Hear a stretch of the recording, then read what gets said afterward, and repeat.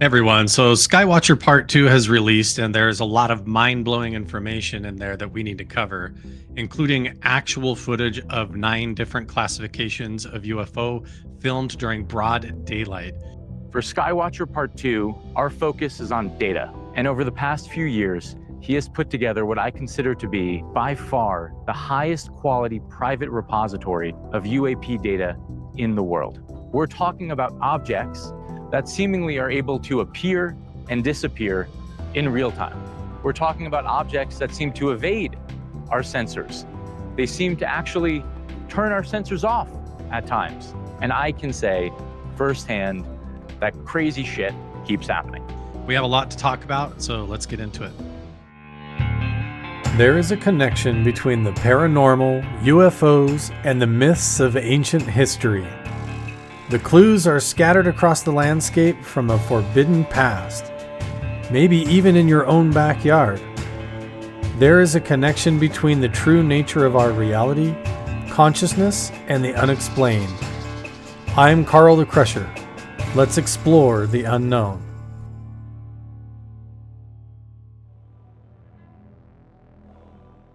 The team at Skywatcher clearly has 2 separate methods of attempting to contact or summon UFOs. They have machine method that they nickname the dog whistle, and then the telepathic team. And the telepathic team members are using some kind of remote viewing methods and consciousness that they call psionic assets. Now, before we dig into this video too far, I want to preface this by saying that if you have been subscribed to this YouTube channel for a while, this is all going to be hugely validating for you. We've been experimenting with all of these same methods for the last 4 years, including both mechanical contact methods and a variety of telepathic experiments. We've done this independently before we even knew that Jacob Barber or the Skywatcher team even existed. And we've been doing it successfully at Skinwalker Ranch, Blind Frog Ranch, Mount Wilson Ranch, Area 51, parked on Groom Lake Road, in multiple ancient petroglyph locations, and also in Hessel in Norway as part of Project Hesselen. In fact, here as the Crusher crew, I believe that we have captured night vision footage of at least 5 out of the 9 classifications, and we're also part of the UFO Disclosure Project that helped release the whistleblower footage of the UAP nicknamed the Rubber Duck, that the Skywatcher team is now calling the Hornet. So when I'm showing all of my personal footage of UFOs, please do not confuse it with the UFO footage from the Skywatcher team. I'm going to be very clear when I'm talking about the difference of the two, so you know which one that you're looking at. But apparently there are 9 classifications of UFO according to the Skywatcher team: the tetra, the tic tac, the blob or the orb, the manta ray, the bright star, the jellyfish, the hornet, the egg. The first thing that I want to point out is that for some reason we don't see the 8-gon or the 8-gon octagon UAP on that list of 9, even though in the original story from Jacob Barber, in his entire experience where he was flying the helicopter and had that powerful spiritual and telepathic connection to the UFO, he was saying that he was just transporting an octagon shaped craft in that story. But for some reason, the 8-gon did not make the list. And I can only speculate it's one of 3 different reasons for this. First of all, maybe the Skywatcher team has not filmed an 8-gon yet as a team working together. And Jacob Barber's experience might end up being number 10 on the list of classifications if they end up actually successfully catching one. In fact, I expect that this list of 9 UFO types is either all the same type of phenomena that is appearing in different forms, or we're going to see that this list of 9 is going to keep growing exponentially as the team gets bigger and better at what they're doing. So, my second guess would be that they have decided that the 8-gon is a man made craft, and so it's not part of the list. And maybe they recovered it during that incident. And after talking with Michael Herrera, Jacob Barber has possibly decided that that 8-gon octagon craft is a man made reproduction vehicle, and that these teams were used to transport and provide shelter for the psionic team members instead of what he thought it was. So maybe there's some opportunity for that to be a man-made craft, and that might be why. But who knows? We're going to have to wait and see. The only other reason that I could see for that would be that one of these new nicknames that we have is the same thing as an 8-gon. So possibly one like the Tetra when it's in the sky, when it's actually down on the ground, might actually look like an octagon physical craft when it's on the ground. So we'll have to wait and see. Let's actually replay all of the footage of each one of these types and the footage that the Skywatcher team actually captured and break it down. And again, I think this is really interesting because I feel like the 9 different classes could all be one type of UAP or UFO that is manifesting differently or just displaying different interactions than we're used to, facing us from different angles and directions, and behaving differently. So, could all be the same thing manifest in different ways, but we'll see. So, let's go ahead and go through this part of the video. which we call our dog whistle. Generally speaking, we see 3 to 5 different classes of UAP per day during operations. 3 to 5 classes, 3 to 5 different types per day is bonkers. That is a lot of interaction. So what we're seeing is little snippets of what appears to be volumes of them doing this over time. After we turn on the dog whistle, UAPs literally come to us day after day. Day after day. This is super bold, super confident talking here. To make sense of our data, we had to define a lexicon and we based it on flight characteristics. We've broken the UAPs down into 9 classes Okay, here we or go. types. Some of these classes may be the same UAP under different flight configurations, but at this point, given their behavior, we're confident they don't align with conventional or terrestrial explanations. Each UAP class has different characteristics. Some shimmer, some tumble, some spin, some. Okay. This one looks like a classic flying saucer. This first one, if this is the Tetra, reminds me of the gimbal video. But I thought the gimbal video was filmed during the Tic Tac incident. I don't know. Look like they're alive, and They look like they're alive. the class has different characteristics. Some shimmer, some tumble, some That's clearly got edges to it. That's pretty wild. spin, some. See, this could be something it's either shape shifting, transforming. It's clearly like a color, but this thing is rotating and moving. It really reminds me of the gimbal. Look like they're alive and they just fly like living That is the jellyfish, apparently, or a hornet. objects in the sky. UAPs are extremely hard to image. What is seen with the naked eye is generally not what is seen under camera. I agree. That's another thing is there's a big gap still between what we're seeing on camera and what it's like to actually see these in person. There's a huge gap there, which is why I recommend everybody to go out and to look for themselves. The class 1 often spins, tumbles through the sky. Craft looks like a black body. It appears to flash, pulse. Okay, you said it looks like a black body, but the footage that we just saw a second ago, maybe that was a different one, but this is the Tetra, huh? Okay, so this has a black body, multiple times per second. There appears to be some kind of a cloud around it. This Tetra does look like the gimbal. This is like classic flying saucer. cloud or vapor around it. We've seen class 1s and formations up to Classic flying saucer. See the vapor? It's almost like a bubble, um, some kind of an energetic trail or radiation around these things. But that's classic flying saucer. If this is a Tetra, then maybe what we're seeing and we're thinking as flying saucers is actually just it flying in a strange way. Like instead of it flying nose forward like traditional aircraft, these things don't have to do that. Like remember in the Tic Tac incident, Commander Fravor described this thing flying up strangely, like it was able to keep its nose pointed at him, almost like a Harrier jet or a helicopter could fly up and circle like a drone. But this thing could be maybe it's flying, but it's the cone of the tetra of the point is pointed at you, so it looks like a saucer shaped. I don't know. the 22, 23, flying in different flight formations, different flock formations. The class 2 is the classic.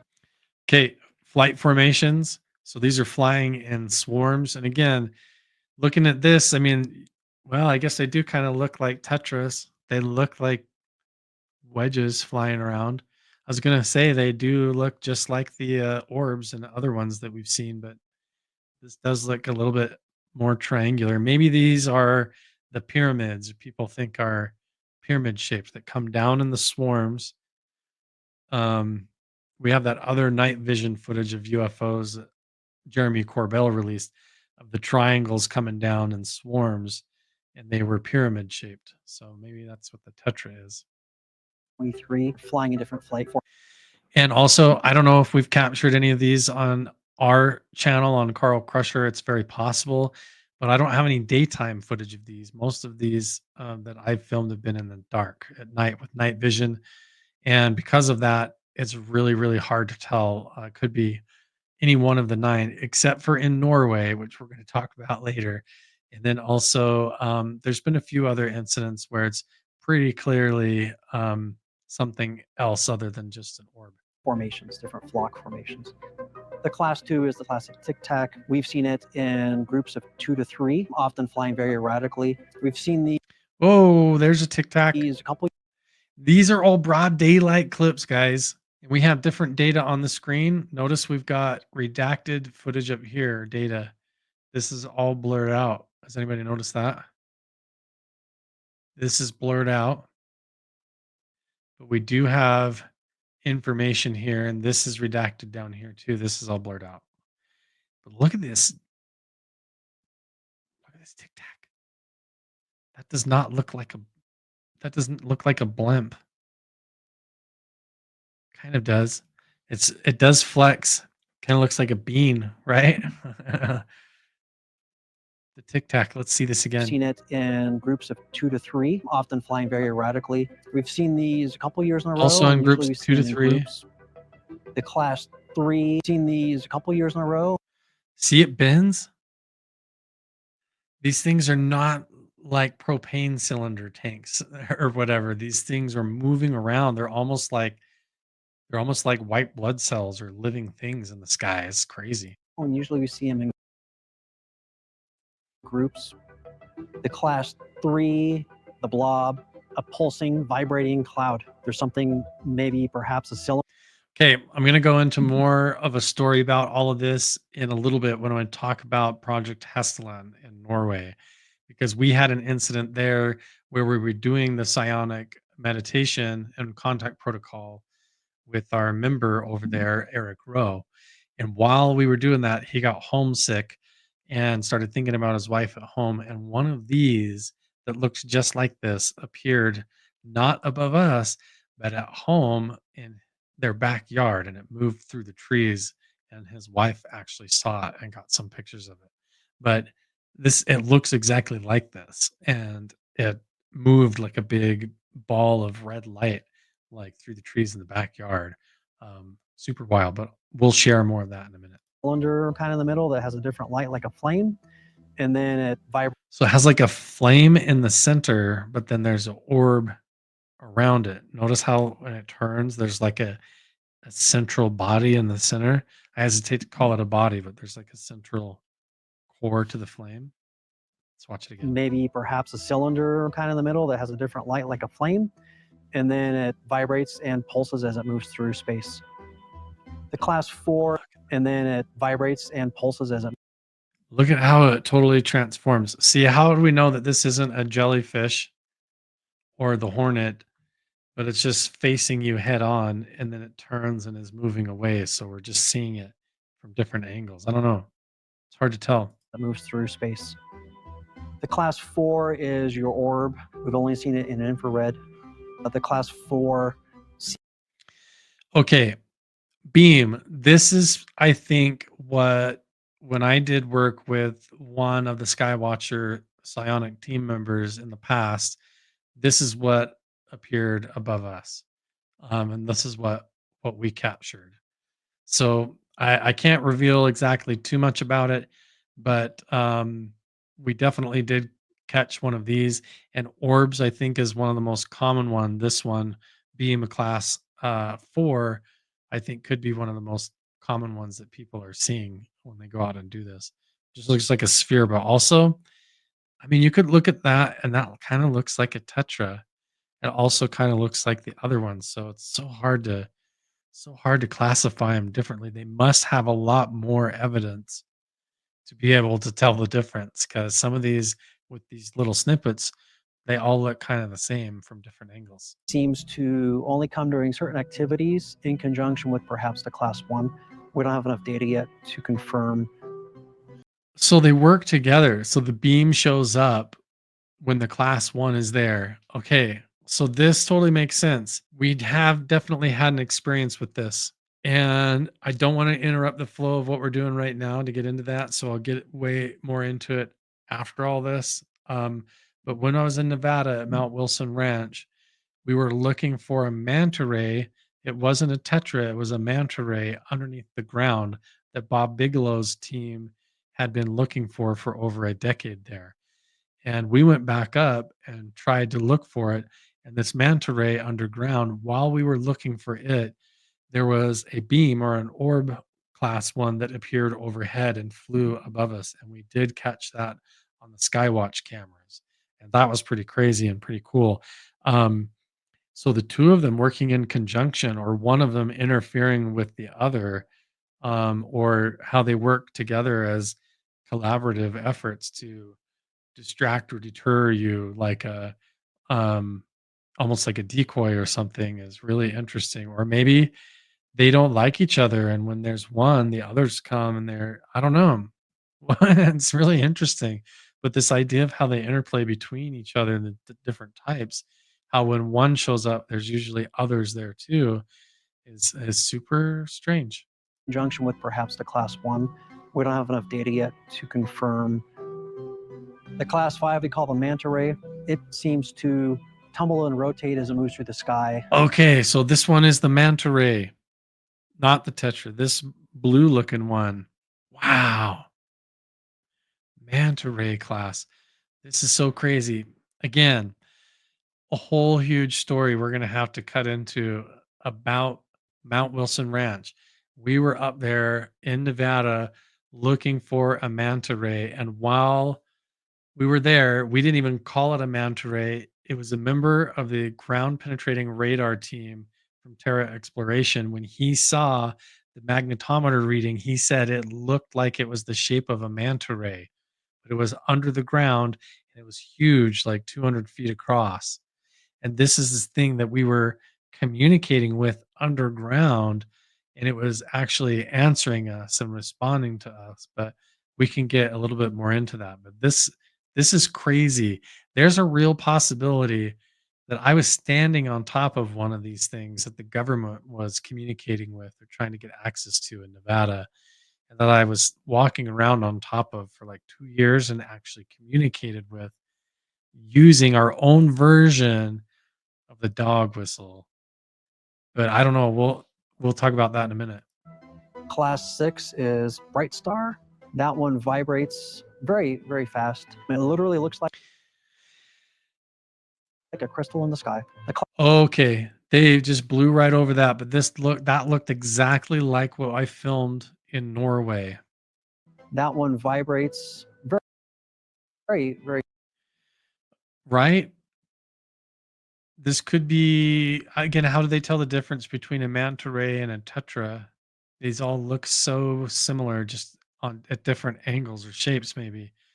But this looks exactly fast. like, especially these It images, literally that right there. looks like a I'm gonna have to cut in footage after this section and show you guys the clip that we filmed in Norway during Project Tesla, and show you the blob story and get into this, because we filmed one of this down on the ground moving horizontally that looked just like this, like a bright crystal.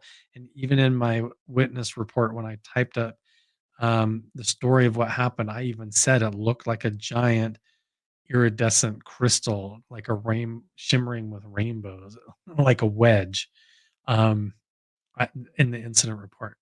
And that was over in Norway. So crazy. crystal in the sky.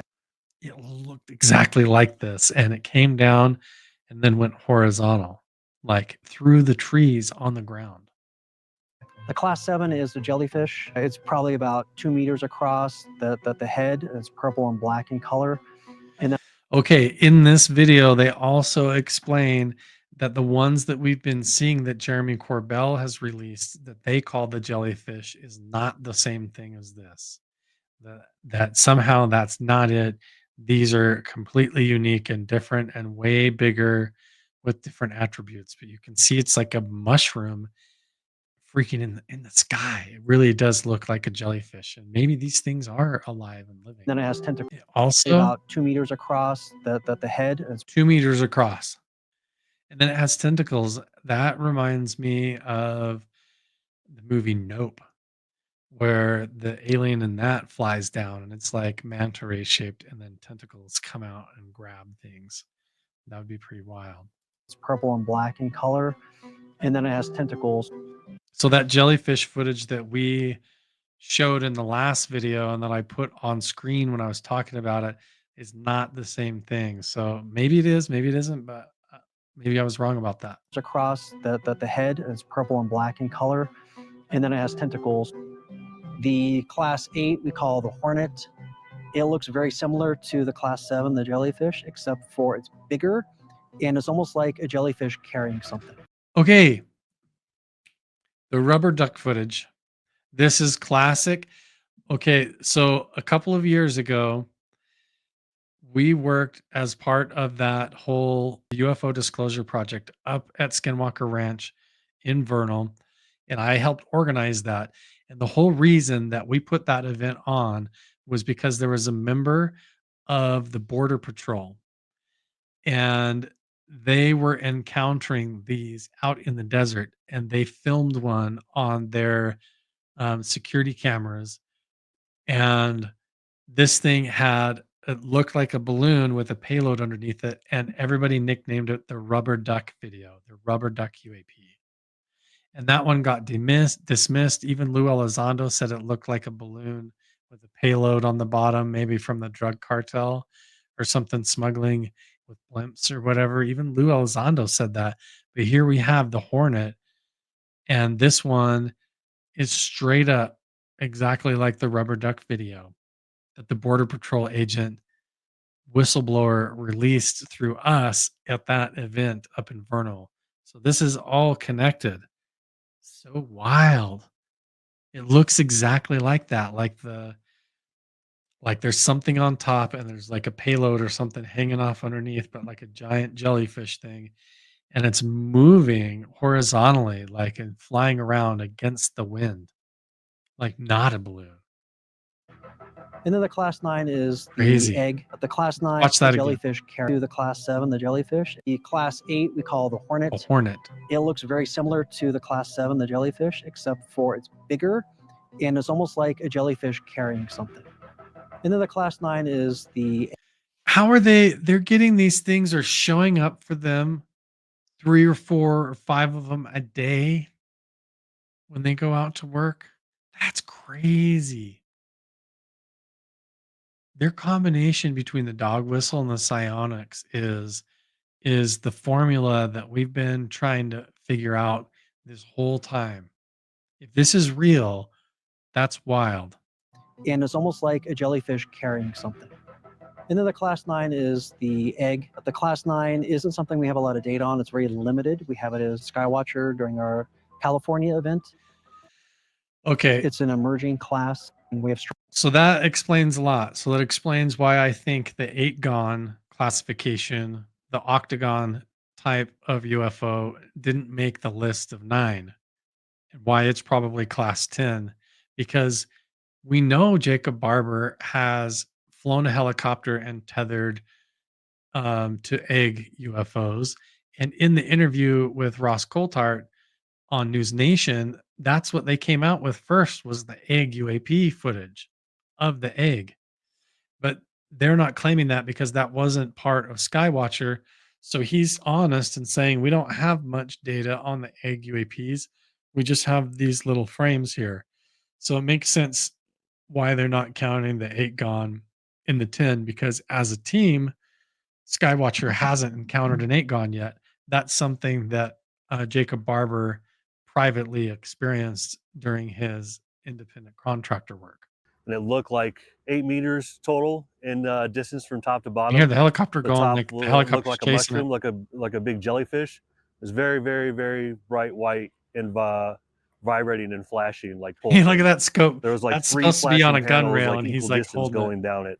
I've seen some the last couple of days through a sensor, so I'd seen them before, so it wasn't like shocking, but it was, you know, kind of taken back to be like, oh wow, really am seeing one, you know, with my actual visual eyes, you know, right here, right above me at 4,000 feet.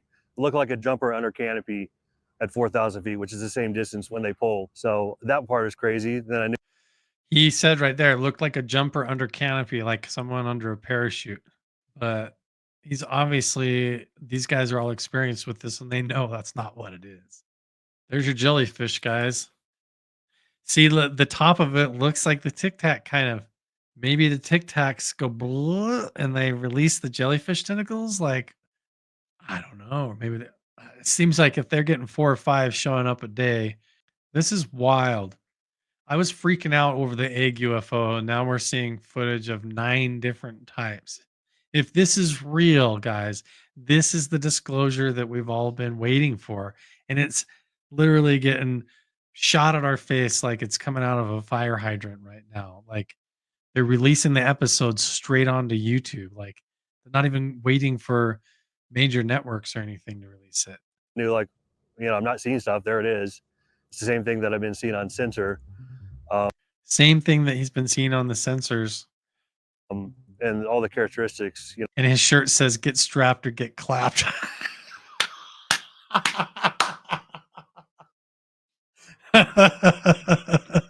These guys are all military dudes. That's so good. Were consistent. Okay, let's see. We get more footage. Oh, more data on the. Yeah. Okay. This is where he says this is not the type of. That's the same jellyfish. What a class 7 should look like. Okay, we're gonna get more footage here. Go deeper. Yeah. Show more. The class 7 is the jellyfish. It's not the jellyfish you've seen on TV. It's a different jellyfish. Not the Jeremy We think Corbell the jellyfish. head of the jellyfish is about 2 meters in size. We think the Did homie just say the Jeremy Corbell jellyfish is not the same? What does that mean?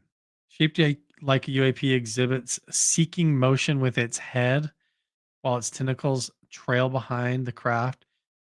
So it's like it's searching around, like swimming. It's like it's swimming through the sky. And it's known to interfere with the radar sensors.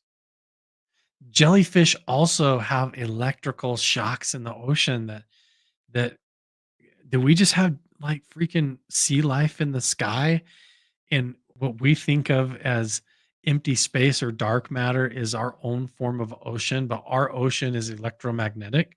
Like water is just a density layer of electromagnetic energy. It's H2O, it's hydrogen and oxygen. And when you break those molecules down, ultimately you've just got electrons, protons, neutrons, and waveforms. It's just waveforms. The ocean is literally just a density layer of frequency that waves. And we're on this crust layer in a higher dimensional ocean that's also full of life. So what? We're like crabs that crawl around on the bottom of the electromagnetic ocean, and these jellyfish are swimming around above us. Like, what the hell is going on? tentacles hanging down. This is about crazy. 3 to 5 meters in size. If they're living entities electrically affecting their environment and jamming sensors with consciousness and radar jamming, this is wild. Varying and depending on which one you're looking at. You can see these stills are taken from different jellyfish. You can see this jellyfish, the tentacles look very, very long. On this one, they look shorter compared to the head. As you can see, the nodules on the tentacles light up. They're showing a lot. Light appears to us to go from head to tail and pulse and light up the nodules as it goes. Also, sometimes it looks like an This is more UFO footage than anybody else has ever released in one shot ever. In this 26-minute video, this is more UFO footage disclosure than anybody, including the government, has ever given us. I know it's far away. I know it's up in the sky, and a lot of it looks like mylar balloons. But let's just take it one step at a time.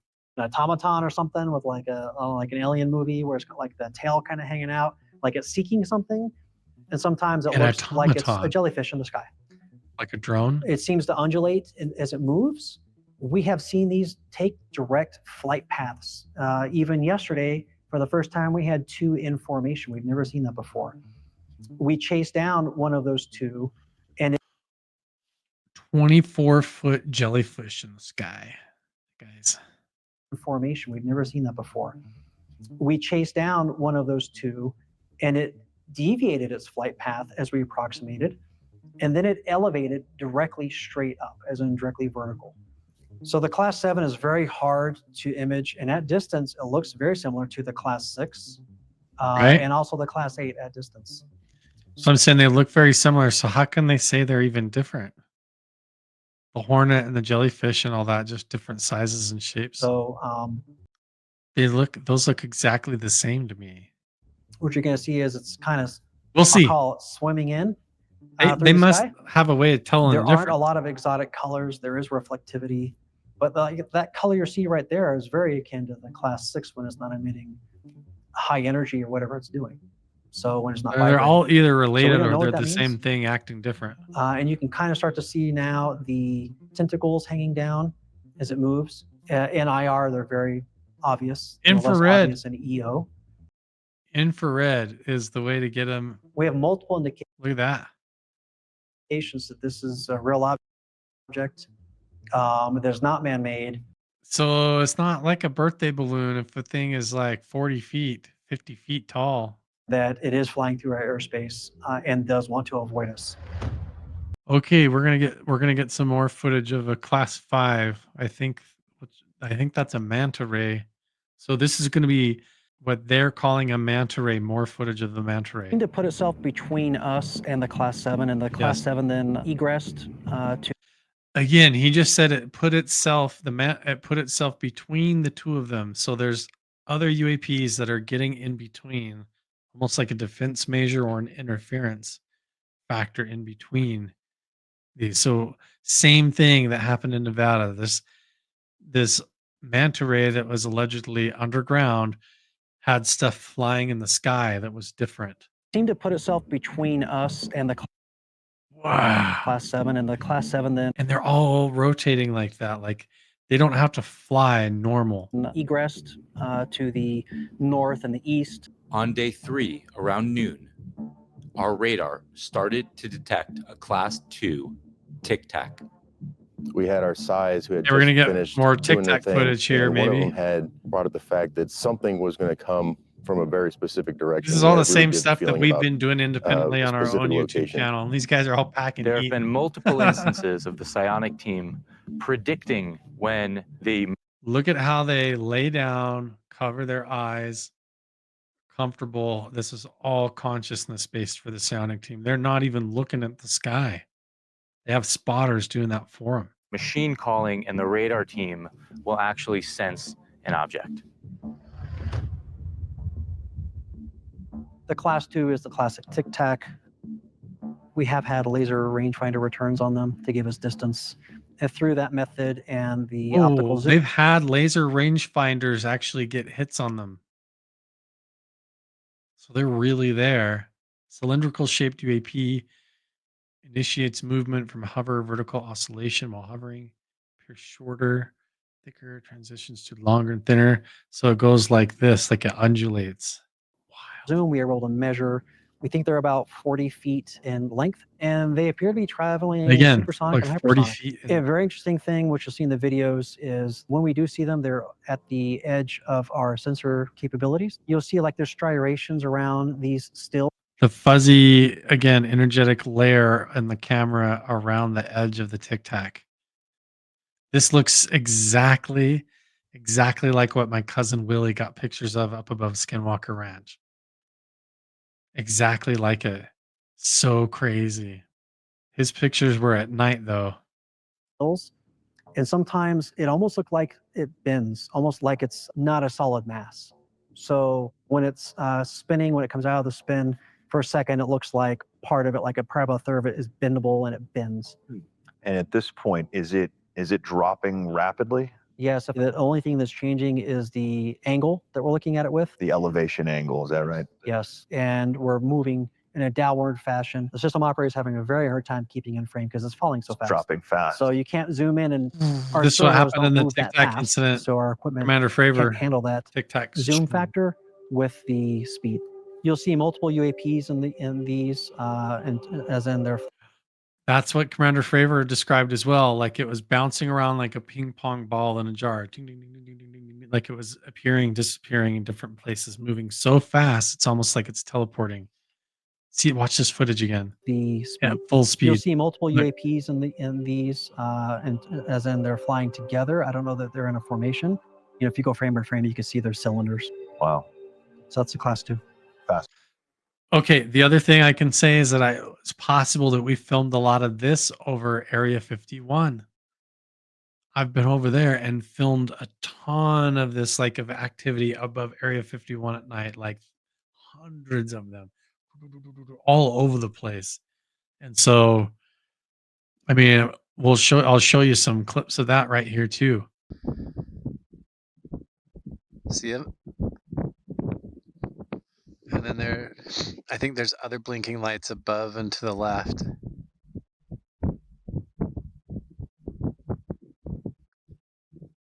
Whoa, just above. Look at these lights twinkling in the sky. Multiple blinking lights in the sky all over the place. Look at that. See to the left and the right?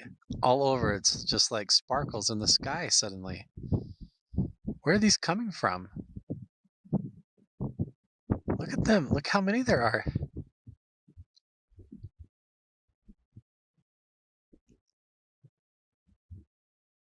Could they be flares? Lots of blinking lights. They could be airplanes or helicopters. Look at all these twinkling lights above the mountain.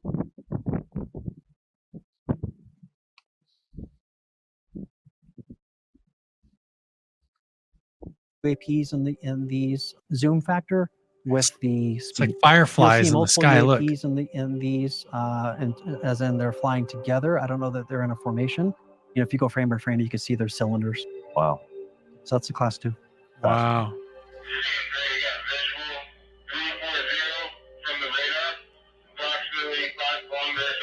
So they had the one there, and then the other one's like through the frame. Watch that. See? Watch. You can see the one that's targeted, and then the other one goes zing, zing, zing, and zigzags through like insanely fast across the screen. Wow. So that's a class 2. Here it is. Watch. See it at the end? I don't know. It's so fast. See? Right here. It goes ding, ding, ding, ding, ding, ding, all over the screen. Watch. See it?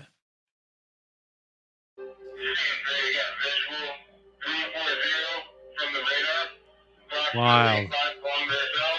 Not a balloon. That's not a freaking balloon, guys. There's no way that's a balloon doing that. We got more footage of the manta ray, so let's check this out. The class 5 we call the manta ray. It looks to be like is written a manta ray. It has round everywhere. I don't think there's anything straight or nearly straight. We actually went frame by frame on this because it's tumbling slowly and derived a 3D model of what we think it looks like. Wild. Here you can see it tumbling and spinning on multiple axes as it comes through the frame. And you said this. Wow. You can see it tumbling and spinning I'm just going to pause this. on multiple It looks a lot like the Tetra, I'm not going to lie. axes as it comes through the frame. If this is real UFO footage, this is pretty amazing. And you said this is going perpendicular. And again, it's like a big crystal or diamond shaped thing that's just tumbling and moving like it doesn't have to fly normally. Let's watch this. Wow, look at that. What the heck? What the heck? We think it looks like. Here you can see it tumbling and spinning on multiple axes as it comes through the frame. And you said this is going perpendicular to the wind and faster than the wind. Yes. Perpendicular to the wind and faster than the wind. Okay. Not a freaking balloon. It was on radar. It was on imagery. multiple bands. And the interesting thing is the radar shows this vibrating as well, the same heartbeat signal, which is really a boost in our. That's a plane. Did anybody else catch this? There's an airplane passing in front of it here. This is a jetliner. This is like a commercial airliner. How big is this thing? Analysis. It's in front of the airplane, so it's closer than the plane. Or are we seeing it through the contrail? Look at that. That's a normal airplane that just flew. Because only UAPs appear to have the vertical and horizontal heartbeat, That was wild. which is radar shows this You s- vibrating. they as well, I the can't believe same they heartbeat released this clip. Is anybody else talking about how the airplane flew right through the shot? signal, which is really a boost in our analysis. That's pretty big. That's big. Because only It might be behind the contrail really there. a boost in our analysis, because It's behind the contrail. It's farther away than the plane, and it's that big. Holy shit, guys. How big is this plane? This has got it. That if that's behind the contrail of that commercial airliner, this is a big manta ray. That's clearly on the other side of the vapor trail. Whoa. This thing is big. which is really a boost in our analysis, because It goes through the which contrail. is really a boost in our analysis, In front of the contrail, because and then it goes through the contrail of the is airplane. really a boost in Like it's our playing with it. analysis, because only UAPs appear What the heck? Dude. boost in our analysis. It goes through it like it's like the same way a dolphin swims behind a boat or a manta ray. Because only It UAPs appear went to have through the our contrail. analysis, because only UAPs appear Wow. to have All the right. vertical and horizontal heartbeat. Manned aircraft, balloons, birds. Sorry, general guys. analysis, because Look, if this thing goes through the is really contrail, a so it's boost parallel in distance, our analysis, then if this is the size of a commercial airliner here, then this thing is half the length of a commercial airliner. Huge. Not a balloon. Flying straight through the contrail of an airplane. because That's crazy. You can see it go through the fog. only UAPs appear to have the vertical and horizontal If that's a drone, that right there is highly illegal.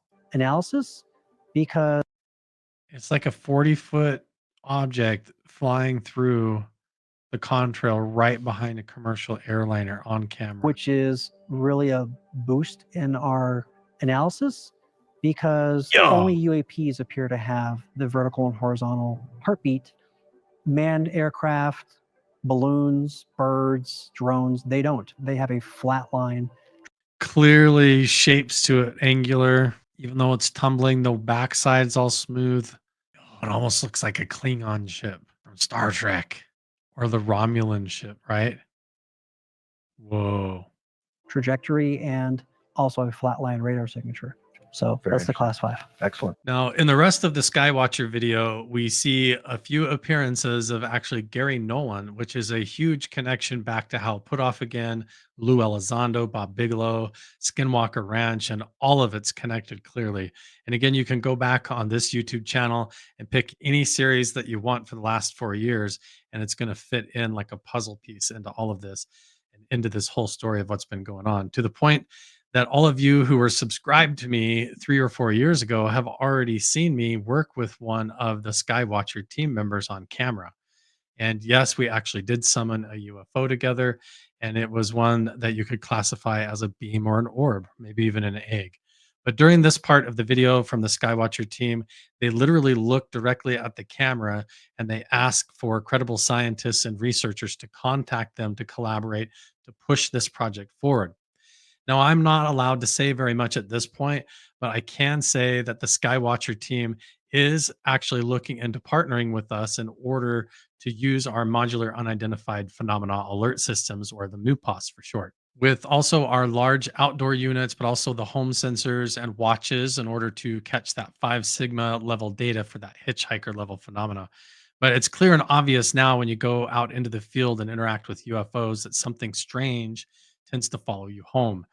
And people have paranormal activity in their homes. They see the same UFOs appear above their properties.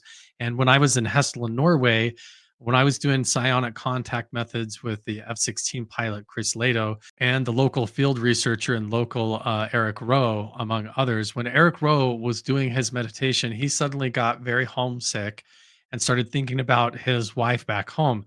And instead of a UFO appearing above us right at that moment during the meditation, one of those that you would classify in this video as a blob actually appeared in the back of Eric Rowe's house in the backyard. And his wife felt drawn to go outside, and she saw and watched this pulsating, like pink and red orb move through the trees. Eric, do you mind telling that again while I'm filming? You just did the contact meditation over there. Yeah. We were being interviewed by the French media, and you did the contact protocol, CE5 type of thing. Yeah. And you said, what happened? I started just the meditation hadn't started yet, but I was already in contact. Right. And I started to cry. And you're that I was home. Huh. So yeah. You felt like you were home. Yeah. Home. And then you said your wife actually at home. Yeah, in Holland. She saw a red orb that stayed there. Still there for now. It's almost an hour. Wow. She has never seen anything, and she had this, feeling she had to go out. She had never told me that before. Wow. So you were here and felt like at home and got emotional, and at that same time your wife felt compelled to go outside and she saw a red orb outside. Wow. That's interesting. So like, what does that say about consciousness and space-time? Like, that makes no sense. No, or maybe perfect sense. Exactly. Yeah, to the people who get it.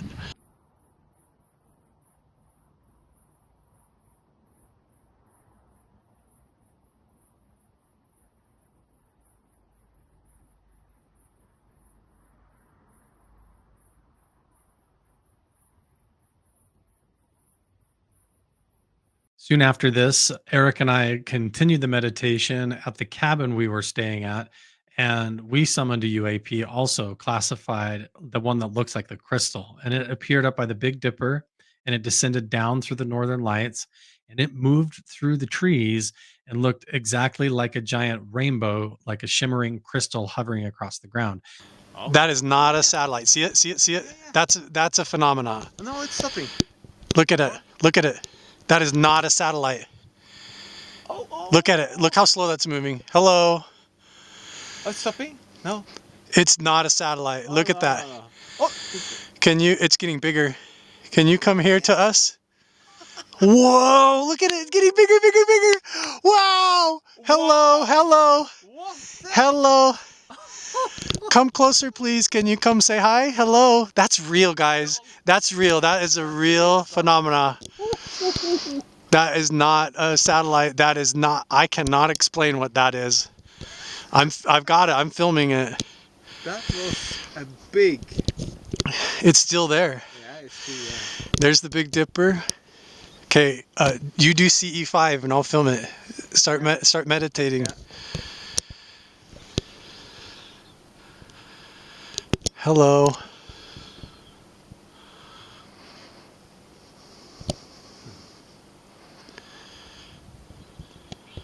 It stopped. Huh. It's just sitting there in the aurora or something. I'm still filming it. That was amazing. It's still there. Oh, it's still there. Oh, you can see it, yeah. It's still there. It's moved clear down below in the horizon there. There it is, a ball of light. Look, see? It's a ball of light. Can I try it? Oh, yeah. Whoa, whoa, whoa. Yeah, there it is. Whoa. Yeah, It's like a line of light. It's a ball of light moving around. is it? Oh, yeah. Is it close? It's No? coming. It's like moving to the right. Yeah? It's moving through the trees right now. It's moving to the trees. Oh, yeah. It's moving to the right. It looks like a... It's coming here. It's literally looks like it's coming this way. Just feel positive. Yes. What the man? Sorry. And this also happened in the same infamous story at Rendlesham Forest.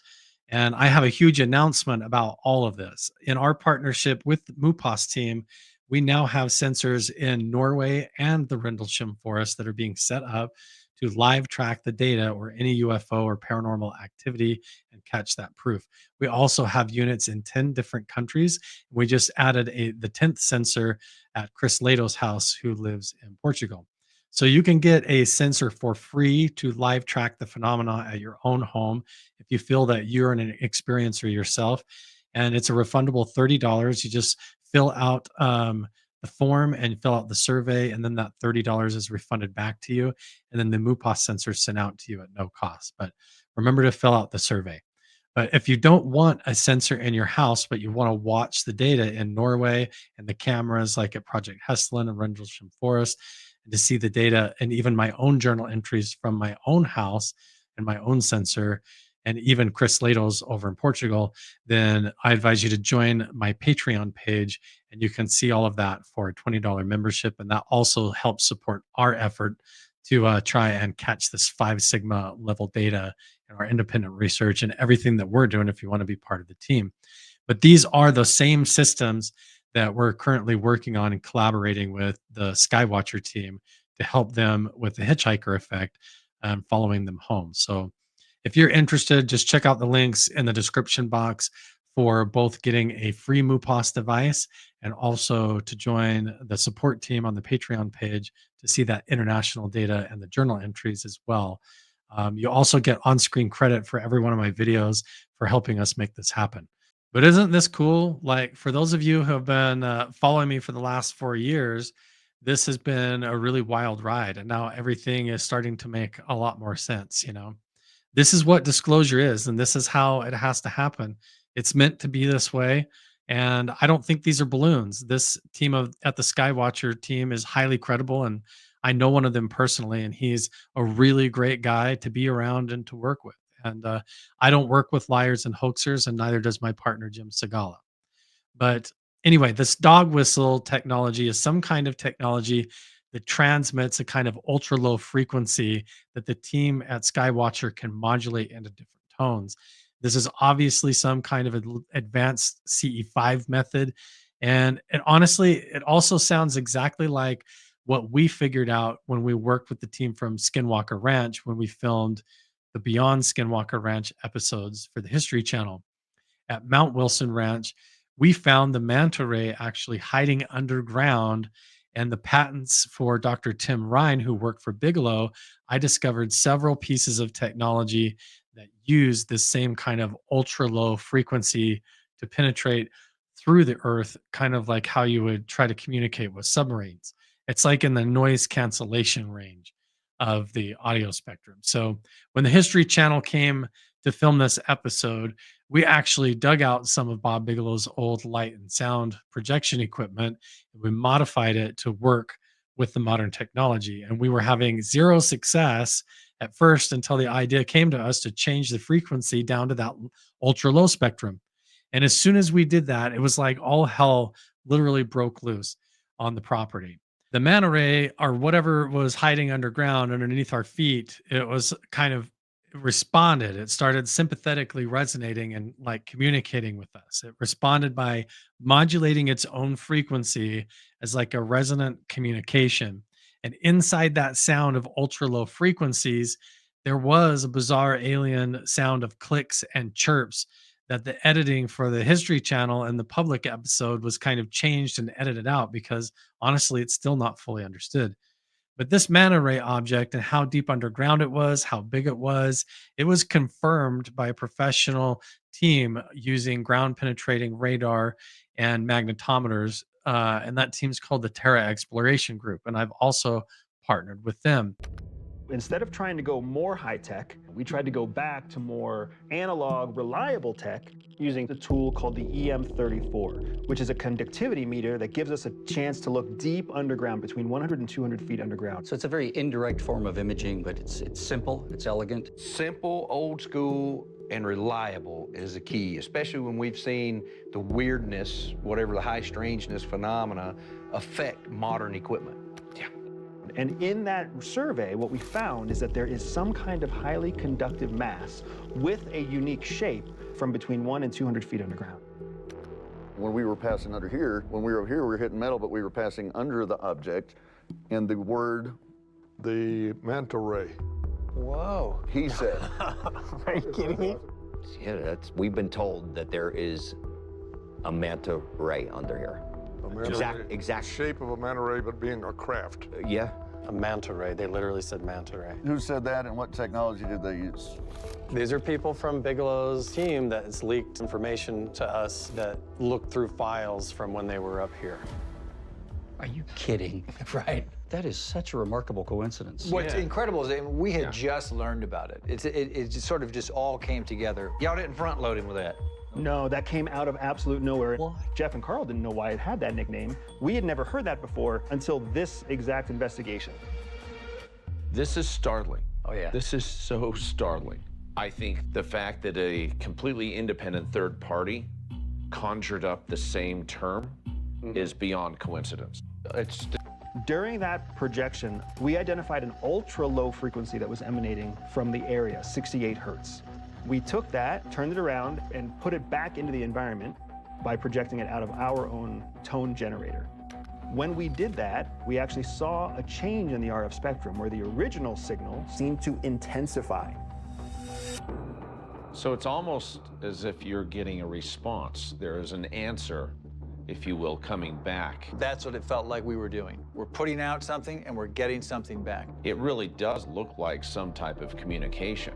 But whatever this thing was, it completely wreaked havoc on all of our technical equipment. On two separate occasions, these $20,000 professional EMS shielded drones got completely hijacked and crashed out of the sky. And on several occasions, they were moving forward in a motion and then suddenly stopped, just like they hit a force field or an invisible wall in the sky. And even more astonishing than that, the GPS recorded in those events internally on the drone. The first time that it happened, it recorded as if it was flying over Cuba, even though we were in Nevada, like it was headed towards the Bermuda Triangle. And then a full year later, it happened again. And the GPS falsely recorded inside the drone that it was flying over the Pacific Ocean, over the Pacific Northwest, headed over Canada in almost the exact same flight path as the year before. So it was super bizarre. It kept crashing the drones out of the sky. And these are two completely different drones. They're not the same drone being brought back. And we're in Nevada, and this thing is spoofing our drones every time we tried to fly them. Then we also brought in a $200,000 piece of drilling equipment and attempted to access the tunnel systems to literally go in the underground and approach the manta ray up close. And not only at this moment did I honestly get calls from strange government agents trying to intimidate us and scare us from what we were doing, but right when we started operating that big drill rig, some kind of electromagnetic wave killed the entire tractor. So it was super strange. The whole thing had layers of mystery, but it honestly all started when we figured out that ultra low frequency, and whatever was underground, it responded to us. And then the Skywatcher team, they're talking a lot about the same problem. They've even had entire control systems of a helicopter get locked up on them mid-flight, and were incapable of going up or forward. Even the physical stick of the helicopter itself would not move forward. I've got over 4,000 hours of flight time, and this has never happened before. So we don't know how they're jamming us. We don't know how they're turning our equipment off yet. Best guess would be a microwave signal. We're not seeing it on the frequencies we're using for our collection equipment. And it was pretty amazing to hear the team at Skywatcher admit all of these technological fails. And when this happens, surprisingly, the psionic team members seem to have the opposite effect. The telepathic members of the team suddenly make contact and they can almost see the future. And this is happening at the exact same time as the man-made technology is completely jammed and failing. And it surprised me that they sort of casually also mentioned that the psionic assets telepathically predicted how many UFOs were going to appear, what direction they were going to come from, how they were going to interact. And they did all of this a full 24 hours before it happened. This is mind blowing to me because this is actual precognition. And if that's true, it means they predicted the future before it happened. And then everybody saw it and they captured the data and the footage. And I think that's pretty amazing and validating for a lot of us who have felt premonitions and experienced this kind of synchronization or manifestation happen in their own life. And that's pretty much how part 2 of this video ended. And apparently part 3 is going to focus mostly on the psionic aspects. And I'm really excited to hear about that because it feels like we honestly have a big wave of disclosure that's coming. And I agree that none of this footage is up close or on the ground. It's not anything that you could just walk up to and touch yet, and for that kind of validation. But at least instead of this all being kept behind a curtain of secrecy, it's starting to get pulled open.